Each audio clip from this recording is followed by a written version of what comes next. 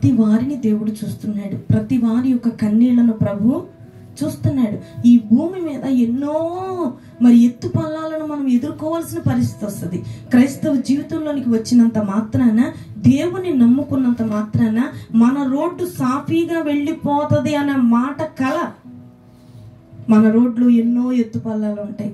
చాలా చోట్ల దిగాలి, చాలా చోట్ల ఎక్కాలి, అన్నిటినీ భరించాలి. కానీ చివరకు పరలోకానికి చేరాలి. ఇది మన యొక్క దృఢ సంకల్పం. యేసుక్రీస్తు ప్రభువారు మైక్లో చదవండి. నేను చెప్పినటువంటి రిఫరెన్సెస్ అన్ని కూడా మైక్లో చదవండి. రెడీగా ఉండాలి, ఎందుకంటే చాలా రిఫరెన్సెస్ చెప్తాను, మీరు జాగ్రత్తగా వినండి. యేసుక్రీస్తు ప్రభువారంట ఆయన ఈ భూమి మీద దేవుని యొక్క మాటలను బోధించుకుంటూ తిరుగుతూ అనేకులను స్వస్థపరుచుకుంటూ ఎక్కువ ఆయన దేనికోసం చెప్పాడు అంటే, మానవుడు ఎలా బ్రతికితే పరలోకానికి పోతాడో ఆ మాటలను ఆయన ఎక్కువ సార్లు బోధించాడు.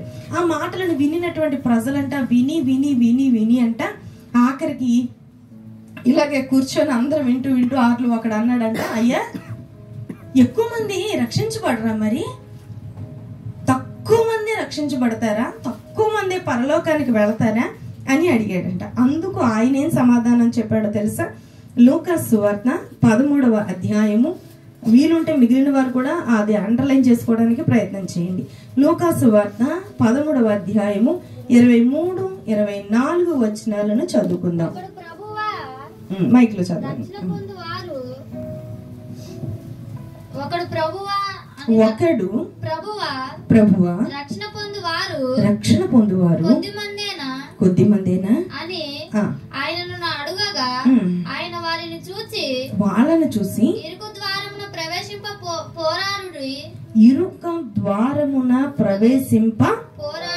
పోరాడుడి అనేకులు ప్రవేశించటానికి చూస్తారు కానీ వారి వలన కాదని మీతో చెప్పుచున్నాను. చూడండి, రక్షణ పొందాలి, పరలోకం చేరాలి అంటే రెండు మార్గాలు. ఒకటి యేసు, ఒకటి లోకం. 2 మార్గాలు నీ ముందు కనబడతాయి. నీవు పరలోకానికి పోవాలి అంటే యేసు మార్గంలోనికి రావాలి, వేరొక మార్గం లేదు. కానీ లోకంలో చాలా మందికి యేసే మార్గం అంటే ఇష్టం ఉన్నవారు 100% మంది ఉంటారు. దైవజనులను గౌరవిస్తారు, దేవుని సన్నిధిలో ఏదైనా ప్రోగ్రామ్స్ జరిగితే స్పాన్సర్ చేస్తారు. అయ్యా మేము పెరుగు బకెట్లు ఇస్తాం, మేము బియ్యం ఇస్తాం, లేకపోతే మేము అది ఇస్తాం ఇది ఇస్తాం అంటారు. వారికి దేవుడు అంటే ఇష్టం లేకుండా ఇస్తున్నారా? వాళ్ళకి ఇష్టం ఉంది, కానీ వాళ్ళు దేవుళ్ళలోకి రావట్లా. ఎందుకు రావట్లేదు? యేసయ్య మార్గం చాలా ఇరుకైన మార్గం, దానిలో ఉన్నటువంటి పథ్యం చాలా కష్టం. వాళ్ళకి ఇష్టమైన అన్ని వదులుకోవాలి, పరిశుద్ధంగా బ్రతకాలి. ఎలా పడితే అలా బతకడానికి యేసయ్య మార్గంలో వీల్లేదు. కానీ యేసయ్య అంటే ఇష్టం.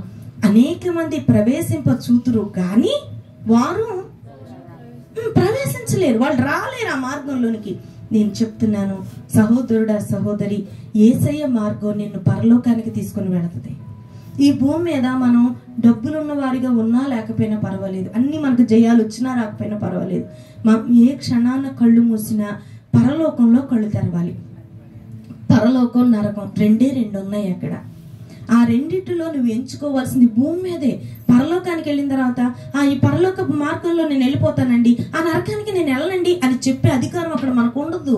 మన క్రియలను బట్టంట మనము కళ్ళు తెరవగానే నీ క్రియలు మంచివైతే నిన్ను పరలోకానికి దేవుని దూతలు తీసుకుని వెళ్ళిపోతాయి, నీ క్రియలు చెడ్డవైతే నిన్ను నరకానికి సాతాను దూతలు తీసుకుని వెళ్ళిపోతాయి. నీ పర్మిషన్ లేకుండానే నీవు యుగాలు ఆ నరకములో కాలాలి. అక్కడ కేకలు వేస్తారంటే చాలా మంది, అయ్యో నా బ్రతుకును భూమి మీద ఉండగా నేను ఎందుకు ఇలా చేసుకున్నాను, ఎందుకు యేసయ్య మాటలు నాకు వినబడినప్పుడు నేను ఆయన తృణీకరించాను, ఆయనకి వ్యతిరేకంగా మాట్లాడాను, ఆయనకి వ్యతిరేకంగా నేను బ్రతికాను. నేను మొన్న శనివారం అనుకుంటా నేను వాక్యం చెప్తాను కదా, ఒక వ్యభిచారి, రాహాబు అనేటువంటి వ్యభిచారి, ఆమె ఇంటికి దారం కడుతుంటే అందరూ చూశారండి, చాలా మంది చూశారు ఆమె ఇంటికి దారం ఉండడం. వెళుతున్న వారు వస్తున్న వారు చూస్తున్నారు, ఆ దారం ఏంటో అనుకొని వెళ్ళిపోతున్నారు. నేటి దినాన్న భక్తి చేస్తూ బైబిల్ పట్టుకొని నీవు నేను వెళుతుంటే చాలా మంది చూస్తున్నారు. కానీ దీని విలువ ఎక్కడ కనబడదో తెలుసా? నిత్య నరకములో కేవలము దీనిని అనుసరించినందుకు గాను నీ ఆత్మ నరకంలో పడిపోకుండా పరలోకంలో సంతోషంగా ఉంటుంది. సంతోషించాలనేటువంటి ఆ దృక్పథం నీకుండాలి. నీవు పవిత్రంగా బ్రతకాలి, పరిశుద్ధంగా బ్రతకాలి. యేసుక్రీస్తు అందరికీ ప్రభు. దేవుడు లోకమును ఎంతో ప్రేమించునని దేవుని యొక్క వాక్యం సెలవిస్తుంది. యేసుక్రీస్తు ప్రభు వారికి నువ్వు దేవుణ్ణి నమ్మావు కాబట్టి, నువ్వు ప్రార్థనకు వస్తున్నావు కాబట్టి, నిన్ను మాత్రమే నేను ప్రేమిస్తాను, నిన్ను మాత్రమే నేను పరలోకానికి తీసుకొని వెళ్తానని పక్షపాతి కాదండి. 2 దినవృత్తాంతాల గ్రంథంలో రాయబడి ఉంటది కదా, దేవునిలో దౌష్ట్యము లేదట, ఆయన పక్షపాతి కాదట. ఇక్కడ ఉన్న వారిని, బయట వింటున్నటువంటి వారిని, దేవుని సన్నిధికి రాని వారిని కూడా ఆయన ఏం చేస్తున్నాడంటే ప్రేమిస్తున్నాడండి. మనొక్కల కోసమే కాదండి ఆయన ప్రాణం పెట్టింది, ఈ చుట్టూ ఉన్న వారందరి కోసం ఆయన ప్రాణం పెట్టాడండి. మనుషులు అంటారు ఆ దేవుడు మాకు కాదు, వేరొక కులం వాడు, వేరొక దేశం వాడు దేవుడు అంటారు. కానీ ఈ రాత్రి దేవుని యొక్క స్వరం నీకు వినబడుతుంది. దేవుడు లోకముని ఎంతో ప్రేమిస్తున్నాడు, అందరినీ ప్రేమిస్తున్నాడు, అందరినీ పరలోకానికి తీసుకుని వెళ్ళాలనుకుంటున్నాడు. ఎవరైతే ఈ మార్గంలోనికి వస్తారో వారందరూ కూడా పరలోక రాజ్య వారసులుగా మారిపోతారు. సహోదరులారా, ఆయన దగ్గరికి భూమి మీద ఆయన నివసించినటువంటి 33.5 సంవత్సరాలు 3.5 సంవత్సరాలు ఆయన సేవ చేస్తూ ఆయన దగ్గరకు కుంటివారు వచ్చారు, గుడ్డివారు వచ్చారు, చచ్చిపోయిన వారిని తీసుకొని వచ్చినప్పుడు, ఆయన ఆ పాడ మీద శవాన్ని తీసుకొని వచ్చినప్పుడు, వీడు ఏ కులం వాడు, లేకపోతే వీడు ఏ మతం వాడు, లేకపోతే వీడు దేవుడు నమ్మిన వాడేనా, దేవుడు అంటే విశ్వాసం అన్నవాడేనా అని చూసి వారిని స్వస్థపరచలేదండి. ఏ బాధలో వచ్చినా కూడా వారిని ప్రేమతో హక్కును చేర్చుకున్నాడండి మన ప్రభు అయినటువంటి యేసుక్రీస్తు వారు. మనమైతే మనకు నచ్చిన వారికి మాత్రమే మనం సహాయం చేస్తాం. ఎక్కువ మంది ఉన్నారనుకోండి, నీకు ఒక ఉద్యోగం ఇచ్చేటువంటి అవకాశం నీకు ఉంది. అప్పుడు నువ్వేం చూస్తావంటే, అంతమంది జనం ఇంటర్వ్యూకి వచ్చారు, నువ్వేం చేస్తావంటే మన కులమోడు ఎవరున్నారా అని చూసి మన కులమోడికి సహాయం చేస్తాం మనం. ఇంకా కులం వాళ్ళు చాలా మంది వచ్చేసారు అనుకోండి, అప్పుడు మన ఇంటి పేరటోడు ఎవడున్నాడా అని చూసుకొని వాడికి సహాయం చేస్తాం మనం. మన ఇంటి పేరట వాడు చాలా మంది వచ్చారనుకోండి, అందులో మన కుటుంబ సభ్యుడు ఎవడో చూసుకొని వారికి సహాయం చేస్తాం మనం పక్షపాతం కలిగిన వారు. మనుషుడు పక్షపాతాన్ని చూపిస్తాడు, కానీ దేవుడు పక్షపాతాన్ని చూపించట్లా. ఆయనకు కులముతో సంబంధం లేదు, మతముతో సంబంధం లేదు, రంగుతో సంబంధం లేదు, చదువుతో సంబంధం లేదు. ఆయనను ఎవరు తండ్రి నాకు సహాయం చేయని పిలుస్తారో వారికి ఆయన సహాయం చేసే దేవుడు. సిలువలో దొంగ అతడు ఎప్పుడు యేసు ప్రభు బోధన వినలా, యేసయ్యను ప్రేమించనా, ఒకే ఒక్క మాట అడిగాడు, అయ్యా నేను చాలా పాపిస్తోడిని, నేను చాలా పాపాలు చేసిన వాడిని, కానీ నీ రాజ్యంలో నన్ను జ్ఞాపకం చేసుకుంటావా అని అడిగినప్పుడు అంటే యేసయ్య ఏమన్నాడు తెలుసా, నేడు నీవు నాతో కూడా పరదేశంలో ఉందువని దేవుడు అతనితో చెప్పాడు. అతనికి పరలోక రాజ్యాన్ని ఇచ్చాడు.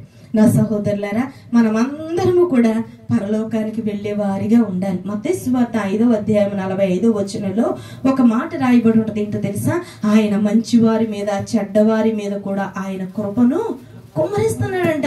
ఆయన తన సూర్యుని, ఆయన చెడ్డవారి మీదను, ఆయన దేవుడు చెడ్డవారి మీదను మంచివారి మీదను తన సూర్యుని ఉదయింపచేసి నీతిమంతుల మీదను అనీతిమంతుల మీదను వర్షమును కురిపించుచున్నాడు. దేవునికి స్తోత్రం. హల్లెలూయా. ఏమండి, వర్షాన్ని దేవుడు పంపిస్తున్నాడు. దేవుని బిడ్డలకు మాత్రమే అంటున్నాడా, లేకపోతే నీతిమంతులకు మాత్రమే అంటున్నాడా? ఆయన భూమి మీద ఉన్న వారందరినీ ప్రేమిస్తున్నాడు అనడానికి అదొక ఉదాహరణ. సూర్యుని యొక్క కాంతిని అందరి మీద ప్రకాశింపజేస్తున్నాడు అంటే దేవుని ప్రేమ అందరినీ ప్రేమిస్తుంది. మనుషులంటే ఆయనకి ఇష్టం. చాలా మందికి పావురాలంటే, పిట్టలంటే, రకరకాల పక్షులంటే ఇష్టం. కొంతమందికి కుక్క పిల్లలంటే ఇష్టం. రకరకాల మనుషులు, కొంతమందికి వ్యవసాయం అంటే ఇష్టం, కొంతమందికి కోళ్లు పెంచడం అంటే, వాటితో సమయం గడపడం అంటే ఇష్టం. దేవుడికి మనుషులతో గడపడం అంటే ఇష్టం. మనుషులను ఆయన ప్రేమిస్తున్నాడు. ప్రేమించాడు గనుకనే ప్రాణం పెట్టాడండి. మరి ఆయనతో నిత్యరాజ్యంలో మనం ఉండాలి. చచ్చిపోయిన తర్వాత మనం ఆయనతో ఉండకుండా నరకానికి మన ఆత్మలు పోకూడదు. నా సహోదరులరా, మనము పరలోకానికి వెళ్ళాలి. మనము లోకాన్ని జయించాలి. పరలోకానికి పోవాలి. దేవుని నమ్మితే ఏంటి మనకు ప్రయోజనం అని ఆలోచన చేస్తే ప్రకటన గ్రంథంలో రాయబడి ఉంటుంది. తీస్తారా? ప్రకటన గ్రంథము 2వ అధ్యాయము 7వ వచనాన్ని చదువుతాం. ప్రకటన గ్రంథము 2వ అధ్యాయము 7వ వచనం. చెవిగలవాడు ఆత్మ సంగములతో చెప్పుచున్న మాట వినుగాక. జయించువానికి దేవుని పరదేశంలో ఉన్న జీవవృక్ష ఫలములు భుజింపనిత్తును. ఏమిస్తాడంటండి? జీవవృక్ష ఫలములను. ఒకప్పుడు ఆదాము అవ్వ ఆ ఫలాలను భుజించకుండా తోసేసిన వాడు ఆయనే. ఇప్పుడు అంటున్నాడు కదా, ఆ ఫలాలను మిమ్ములను భుజింపనిత్తును. మరి భుజించాలంటే మనం ఏం చేయాలంట? జయించాలి. జయించిన వారమై ఉండాలి. ఇంకో మాట చదవండి, 2వ అధ్యాయము 11వ వచనం. సంగములతో ఆత్మ చెప్పుచున్న మాట చెవిగలవాడు వినుగాక. జయించువాడు రెండవ మరణము వలన ఏ హానియు చెందడు. వినండి వినండి, రెండవ మరణము వలన ఏ హానియు చెందడు. ఏ హాని వారికి సమీపించదట. 2వ అధ్యాయము 17వ వచనాన్ని కూడా చదువు. సంగములతో ఆత్మ చెప్పుచున్న మాట చెవిగలవాడు వినును గాక. జయించు వానికి మరుగైయున్న మన్నాను భుజింపనిత్తును. చాలు చాలు. ఏమిస్తాడంట? మరుగైయున్న మన్నాను భుజింపనిస్తాడంట. ఈ లోకంలో మన్నా కురిసింది. అది ఎన్ని దినాలు బతికుంది? ఒక దినము మాత్రమే. వాళ్ళు దాచుకున్నారంటే 2వ దినానికి అది ఏమైంది?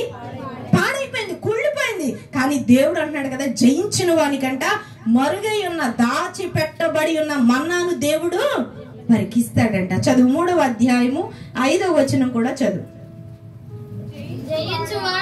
జయించువాడు తెల్లని వస్త్రములు ధరించుకొనును. వినండి వినండి, జీవ గ్రంథముల నుండి అతని పేరెంత మాత్రమును తుడుపు పెట్టక నా తండ్రి ఎదుటను ఆయన దూతల ఎదుటను అతని పేరు ఒప్పుకొందును. దేవునికి స్తోత్రం.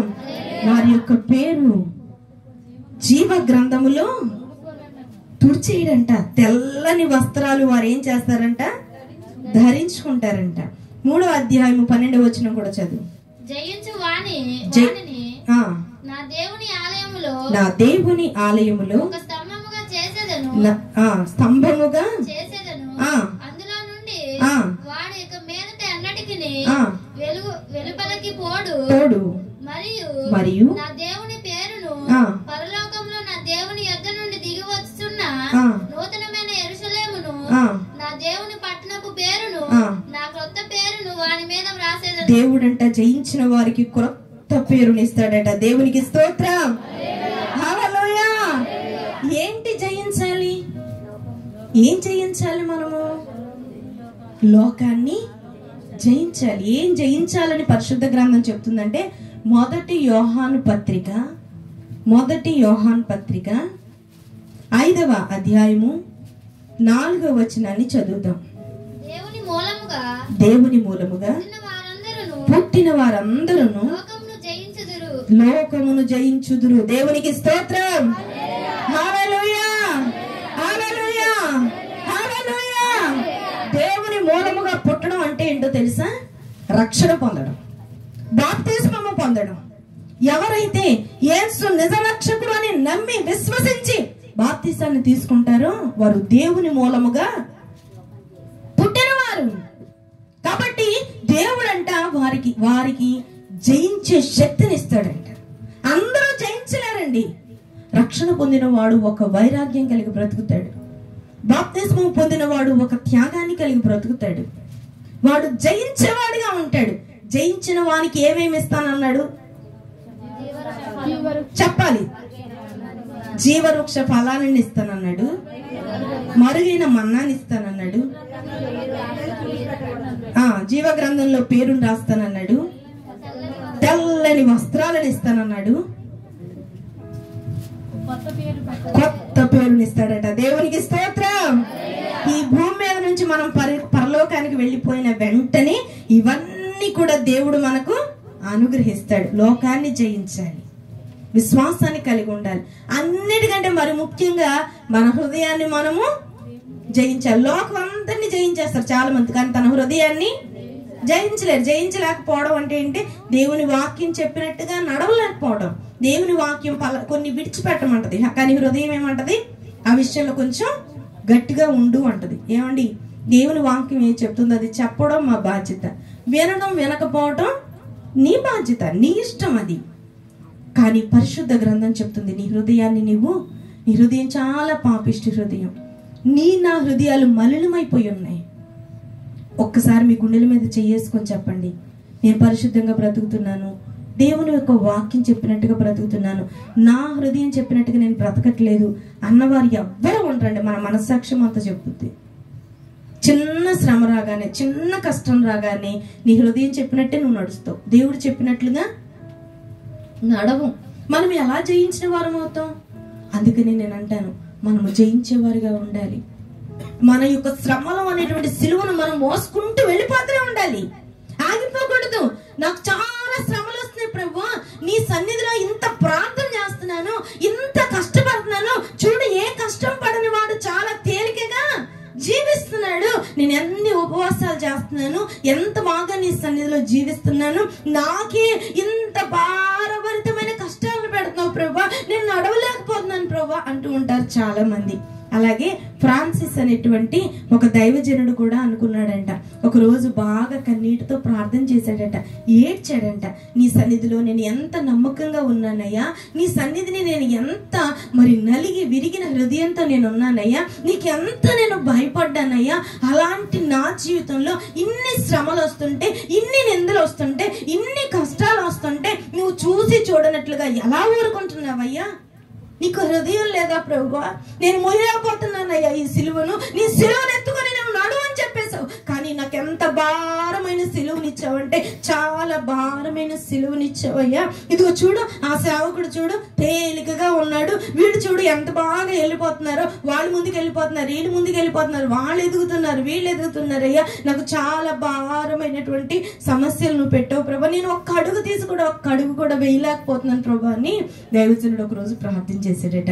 ఆ ఫ్రాన్సిస్ అనేటువంటి దైవజనునికి రాత్రికాల సమయంలో దేవుడు ఒక దర్శనాన్ని చూపించాడంట, పిలిచాడంట నిద్రలో, ఫ్రాన్సిస్ అని పిలిచాడంట. పిలవగానే ఆయనకు చాలా సంతోషం అయిపోయి, ప్రభువా నన్ను వెతుక్కుంటూ వచ్చావా అంటే, ఫ్రాన్సిస్ నువ్వు నన్ను పిలిచావు కదా, నేను రాకుండా ఎట్లా ఉంటాను, ఏంటి చెప్పు నీ సమస్య? అయ్యా ఏం లేదు, చాలా సమస్యలతో నేను కుంగిపోతున్నానయ్యా, నేను నడవలేకపోతున్నానయ్యా, నేను చాలా యథార్థంగా బ్రతికిన ఉన్నాయ్యా, చూడు వాళ్ళు చూడు ఎలా ఉన్నారు, వీళ్ళు చూడు ఎట్లా ఉన్నారు అని చెప్పానంట. మరి వాళ్ళ మీద కూడా సిలువ ఉంది నీకు తెలుసా అన్నాడట దేవుడు. అంటే దైవజనుడు అన్నాడంట, అయ్యా వాళ్ళ మీద కూడా సిలువ ఉంది, వాళ్ళు కూడా కష్టపడుతున్నారు, కానీ వాళ్ళు చాలా తేలికగా ముందుకెళ్ళిపోతున్నారు, నా సిలువ చాలా భారంగా ఉంది, నేను మొయ్యలేకపోతున్నాను అన్నాడంట. అంటే అవునా, నువ్వు బాధపడటం నాకు ఇష్టం కాదు ఫ్రాన్సిస్, రా నీకు నచ్చినటువంటి సిలువను నువ్వు ఎత్తుకో, నీ సిలువ నీకు చాలా భారంగా ఉంది కాబట్టి రా నేను తీసుకొని వెళ్తానని చెప్పి ఇలాంటి ఒక గదిలోనికి తలుపు తీయబడిందంట. ఫ్రాన్సిస్ అనేటువంటి దైవజనుడు ఆ గదిలోనికి వెళ్ళాడట. వెళ్ళగానే అందులో చాలా సిలువలు ఉన్నాయంటండి, చిన్నవి, పెద్దవి, బారువి, ఎత్తువి, పొట్టివి, లావువి అట్లా ఉన్నాయంట. ఉంటేనంట ఆ సిలువలన్నిటినీ చూశాడంట. ఈ యొక్క సిలువను పక్కన పడేశాడు. యేసయ్య అన్నాడంట, నీకు నచ్చిన సిలువని ఎత్తుకో ఫ్రాన్సిస్, నేను నిన్నెప్పుడు బాధ పెట్టను, నిన్నెప్పుడు నేను ఏడిపించను, నువ్వు సంతోషంగా ఉండడం నాకు ముఖ్యం, కాబట్టి నీకు నచ్చిన సిలువను నువ్వు తీసుకో, నువ్వు ఏదైతే సెలెక్ట్ చేస్తావో అదే నేను నీకు ఇచ్చి పంపిస్తాను అన్నాడట ప్రభు. అప్పుడంట ఫ్రాన్సిస్ దైవజనుడు లోపలికి వెళ్ళి ఆ సిలువలన్నీ కూడా చూశాడంట. ముందు ఒక సిలువను ఎత్తాడంట, చాలా బరువుగా ఉందంట, పక్కన పడేశాడు. ఇంకొక సిలువని, అక్కడ చాలా సిలువలు ఉన్నాయండి, 1 కాదు 2 కాదు 3 కాదు, కొన్ని వందల సిలువలు ఉన్నాయి. అన్ని సిలువలను కూడా ఎత్తుకుంటున్నాడు, కృంగిపోతున్నాడు. మళ్ళీ కొన్నేమో పొట్టిగా ఉంటున్నాయి, కొన్నేమో చాలా బారుగా ఉంటున్నాయి, కొన్నేమో నడవడానికి ఆటంకంగా ఉన్నాయి, అలా ఇబ్బంది పడతా ఉన్నాడు.